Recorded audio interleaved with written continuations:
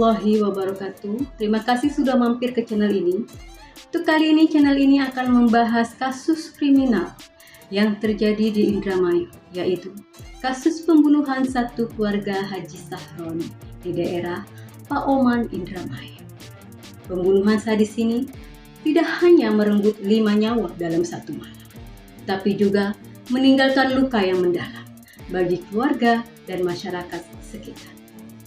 Dari pembunuhan ini, tertangkaplah 2 pelaku utama, tersangka R dan tersangka P.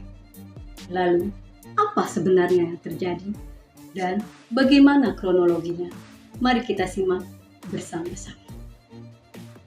Haji Sahroni berusia kurang lebih 70 tahun, merupakan pribadi yang tertutup dan terpandang di lingkungannya. Di rumah itu, Haji Sahroni tinggal bersama 4 anggota keluarga lainnya.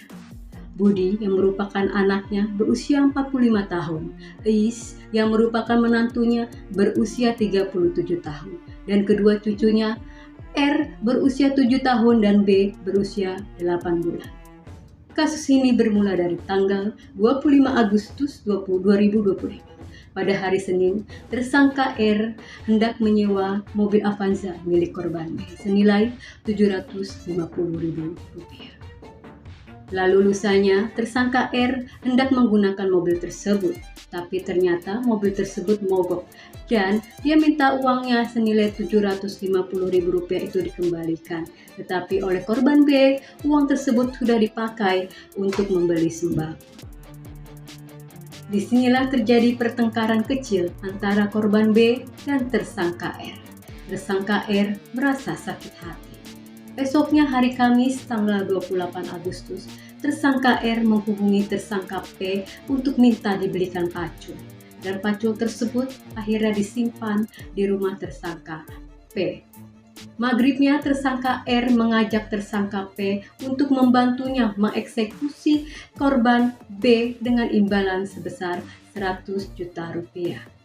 Lalu pada malam harinya sekitar pukul 11 malam, tersangka R dan tersangka P mendatangi rumah Haji Sahroni, hendak bertemu dengan korban B, berpura-pura membicarakan mengenai bisnis jual beli minyak goreng. Lalu pada pukul 1 malam, di tanggal 29 Agustus, tersangka R dan tersangka P mengajak korban B untuk melihat gudang rumahnya yang akan dipakai berbisnis jual beli minyak goreng. Lalu di saat lengah, disitulah korban B dihabisi dengan menghajarnya dengan pipa besi di bagian kepala dan tubuh korban oleh tersangka R hingga korban B tewas.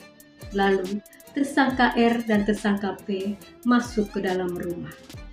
Di dalam kamar, Haji Sahroni pun dieksekusi seperti korban B hingga tewas.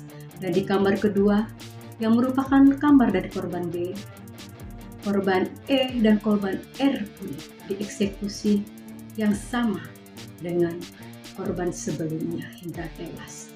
Dan di saat itulah korban B menangis, dibawa oleh tersangka P ke kamar mandi dan ditenggelamkan ke dalam bak mandi hingga tewas.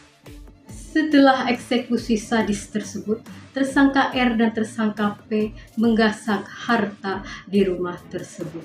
Didapatilah uang senilai Rp7 juta, HP 3 unit, dan perhiasan emas yang dipakai korban B. Lalu salah satu HP ini yang merupakan HP korban B dipakai oleh tersangka R. Esoknya hari Sabtu, tanggal 30 Agustus jam 1 malam, tersangka R dan tersangka P menyeret kelima korban menggunakan terpal untuk dikubur satu liang lahat di halaman belakang rumah. Paginya, mobil pick-up milik korban digadaikan ke saudara Evan dan mobil Corolla milik Haji Sahroni dibawa ke hotel di daerah Jatibarang sebagai tempat persembunyian.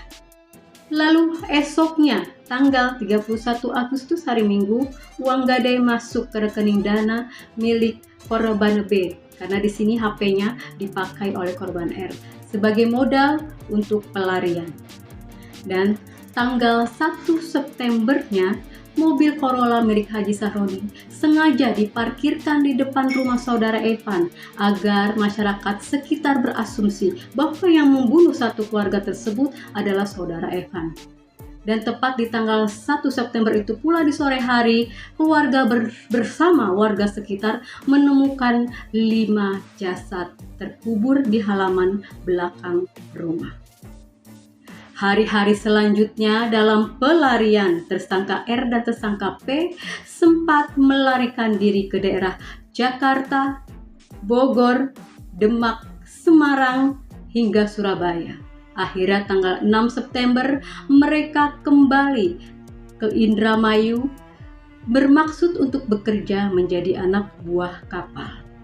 Dan tanggal 8 Septembernya pukul 2.30 dalam operasi senyap, kedua tersangka ditangkap oleh pihak kepolisian. Berakhirlah pelarian mereka dan tertangkaplah pelaku pembunuhan sadis satu keluarga Haji Sahroni. Kasus pembunuhan ini tidak hanya meninggalkan duka yang mendalam bagi keluarga dan masyarakat sekitar, tetapi juga sebagai pengingat bahwa dendam dan amarah dapat menutup hati sehingga mendorong seseorang untuk melakukan tindakan kejahatan yang tidak terbayangkan. Semoga para korban mendapat keadilan di dunia dan di akhirat, dan para pelaku dihukum yang setimpal sesuai dengan kejahatannya. Terima kasih sudah menyaksikan channel ini hingga selesai. Dukung terus channel ini dengan like, share, komen, dan subscribe agar kami dapat menghadirkan cerita nyata kriminal lainnya. Jaga diri kalian dan tetap waspada. Wassalamualaikum warahmatullahi wabarakatuh.